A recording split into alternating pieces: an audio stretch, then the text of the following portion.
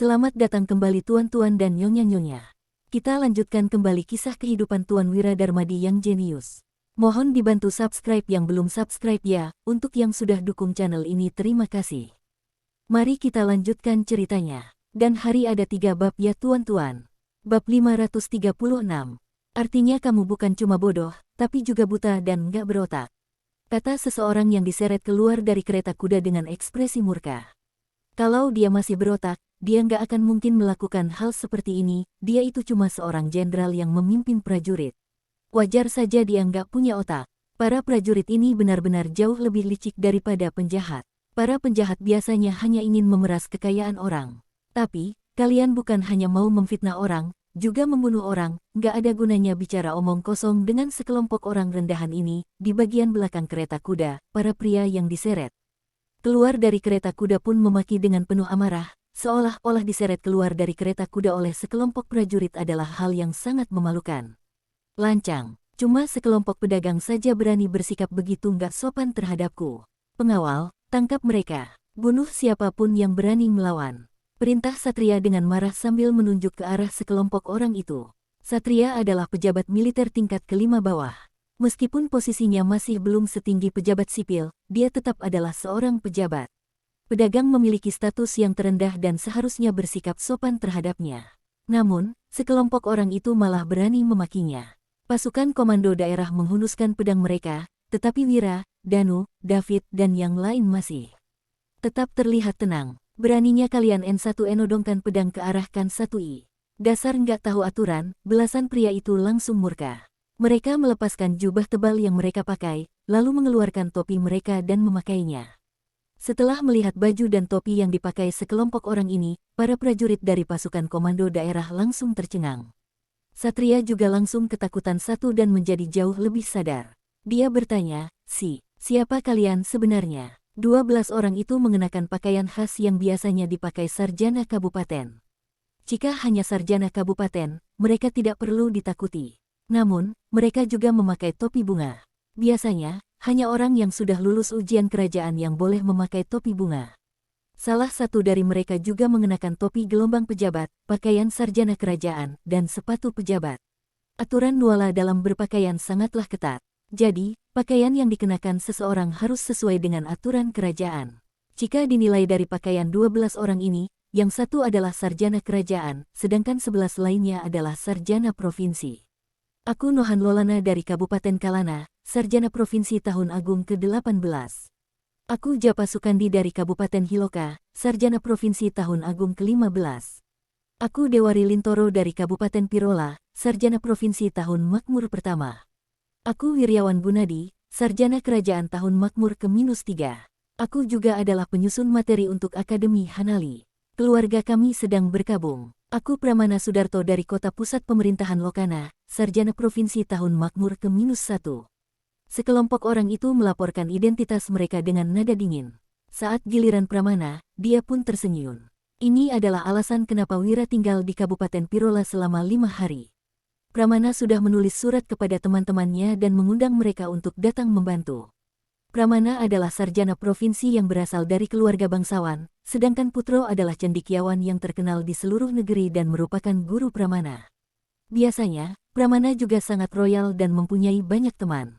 Begitu menuliskan surat bahwa dia kesulitan dan membutuhkan bantuan, para sarjana provinsi dan sarjana kerajaan ini pun langsung datang. Setelah Pramana menjelaskan garis besar situasinya, semua orang sangat marah dan bersedia untuk bekerja sama. Bab 537. Tidak peduli apakah Wira benar-benar berjasa dalam mengalahkan bangsa Agrel atau tidak, Wira sudah mengalahkan Wolfi dan membawa kedamaian bagi Kabupaten Hiloka. Namun, Satria malah cemburu dan ingin mencelakai Wira. Para sarjana provinsi yang masih belum terjun ke dunia pemerintahan ini pun murka.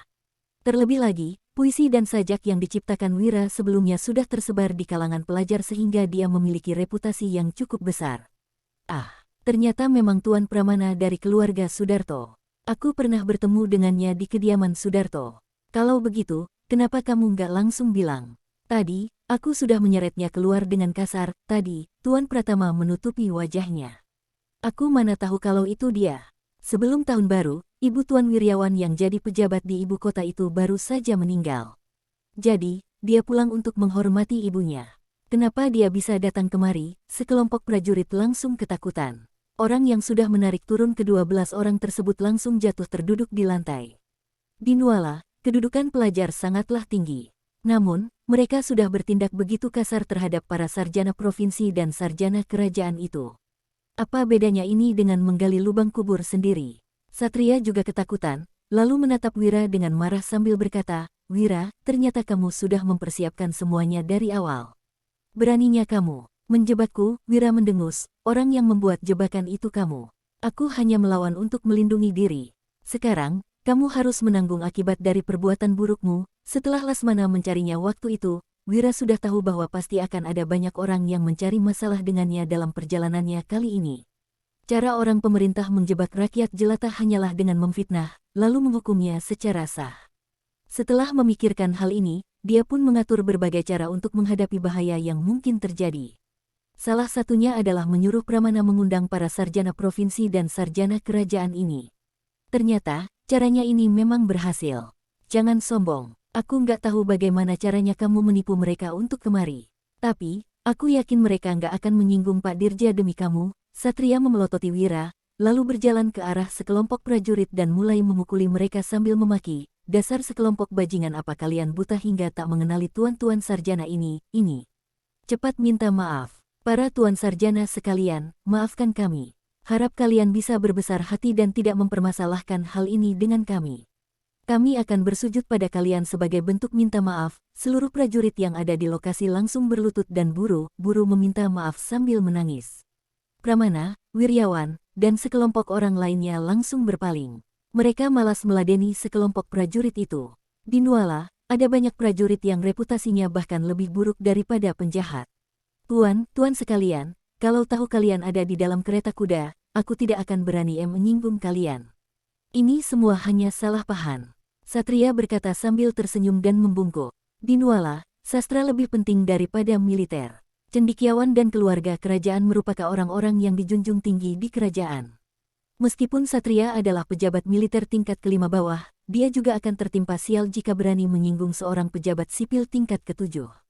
Para pejabat sipil memiliki teman dan guru. Begitu terjadi masalah, semua orang akan langsung berkumpul untuk membelanya. Selain itu, para menteri yang mengendalikan pemerintahan juga adalah pejabat sipil, sedangkan pejabat militer dikekang dengan ketat. Entah berapa besar kekuatan di balik 11 sarjana provinsi dan seorang sarjana kerajaan ini. Namun, Satria malah berani menyinggung mereka. Apabila masing-masing dari mereka menulis sepucuk surat kepada istana, Satria pasti akan dipenjarakan atau bahkan dihukum mati. Jika Satria tidak bisa menenangkan orang ini, hari baiknya akan segera berakhir. Mengenai membunuh orang, jangankan memberi perintah pada prajuritnya, Satria sendiri juga tidak berani melakukannya. Membunuh seorang sarjana provinsi adalah masalah besar, apalagi membunuh 11 orang sarjana provinsi dan 1 orang sarjana kerajaan. Jika terjadi hal sebesar itu, Satria juga tidak akan terlepas dari bahaya meskipun hal itu tidak ada hubungannya dengannya. "Salah paham." Pramana mencibir, "Kamu menyelipkan baju zirah dan panah busur ke dalam kereta kudaku, lalu memfitnahku menyembunyikan barang terlarang dan hendak memberontak, sialan. Berani sekali kamu bilang ini hanya salah paham." Wiryawan juga berkata dengan ekspresi suram, "Satria, kami semua sudah dengar dengan jelas, kamu mau memfitnah dan mencelakai orang baik. Beraninya kamu masih berdalih. Aku memang sedang berkabung, tapi aku tetap bisa menulis petisi. Tunggu saja, aku akan beritahu para menteri, 2 penasihat, dan yang mulia tentang hal ini." Nohan juga berkata, "Temanku, Kaisang adalah inspektur istana yang bertanggung jawab menyelidiki pejabat di kerajaan ini. Dia bahkan berani menyelidiki para pejabat besar di istana, apalagi kamu yang hanya merupakan pejabat militer tingkat kelima. Berhubung kamu berani melanggar hukum kerajaan, tunggu saja giliranmu diselidiki." Petik 1. Bab 538. Japa juga bersuara, "Satria, guruku itu adalah Pancaka Winata, wakil jaksa agung di lembaga kejaksaan. Aku pasti akan memberitahu lembaga kejaksaan mengenai tindakanmu ini." 11 orang itu melaporkan pendukung mereka dan terlihat seperti akan menyelidiki hal ini sampai tuntas. Tuan sekalian, ini benar-benar adalah salah paham. Yang mengacau itu bawahanku, bukan aku." Satria sudah ketakutan. Dia merenung sejenak sebelum berkata dengan bijak, "Aku memang kurang tegas dalam mendisiplinkan bawahanku. Kalian boleh melaporkan tentang masalah ini dan aku siap kehilangan jabatanku. Tapi, ini semua perintah Pak Dirja.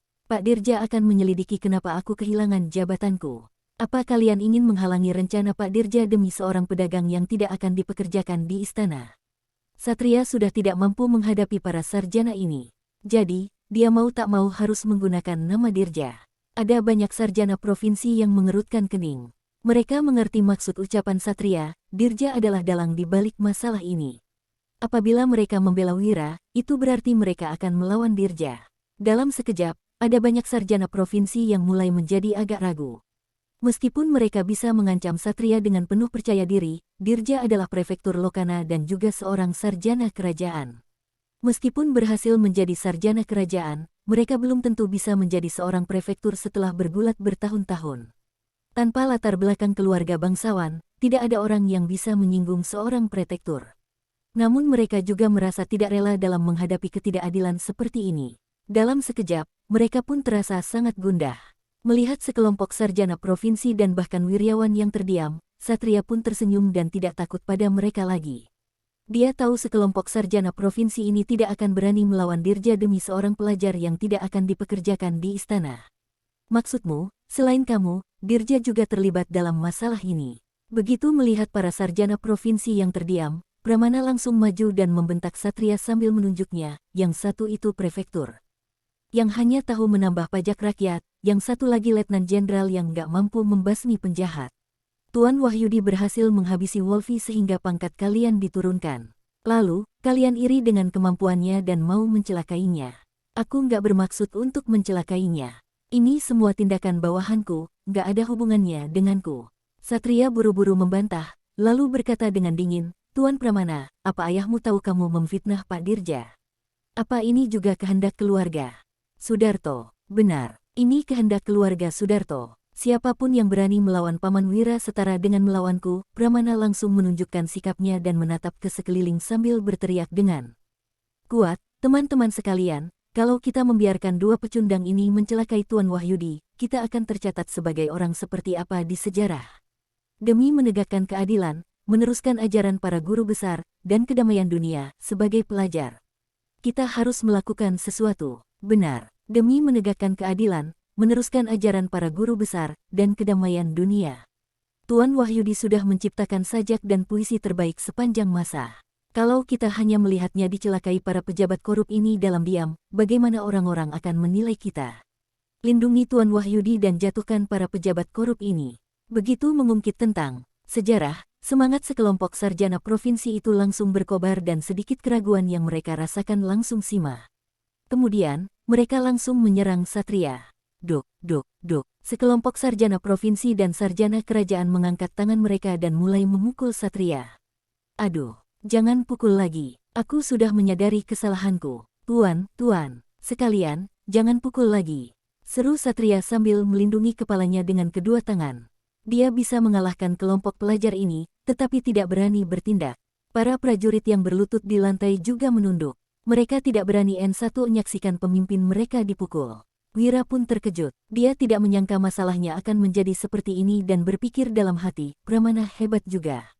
Saat berada dalam masalah, selain bertindak sendiri, dia juga bisa menggerakkan teman-temannya untuk bertindak bersama. Dia memang berbakat. 1 jam kemudian, Satria yang wajahnya memar dan bengkak kembali ke balai prefektur. Setelah melihatnya, Dirja menunjuknya dan memaki, dasar pecundang. Bisanya kamu dipukul sekelompok pelajar hingga begini dan melepaskan anak itu. Apa gunanya kamu bersambung?